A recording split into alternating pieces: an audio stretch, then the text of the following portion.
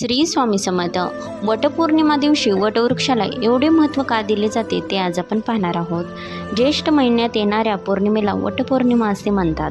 आपल्या हिंदू संस्कृतीत या वटपौर्णिमेला फार महत्त्व देण्यात आलेले आहे. या दिवशी स्त्रिया आपल्या सौभाग्य प्राप्तीसाठी उपवास धरून वटवृक्षाची मनोभावे पूजा करतात. वटवृक्ष हे अखंड ब्रह्मांडाचे प्रतीक आहे.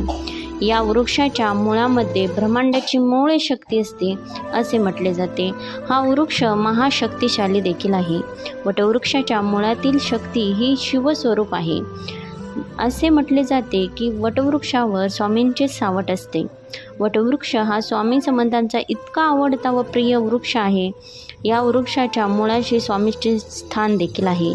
असे मानण्यास येते की त्यामुळे स्वामींना मूळ पुरुष असे देखील म्हणतात.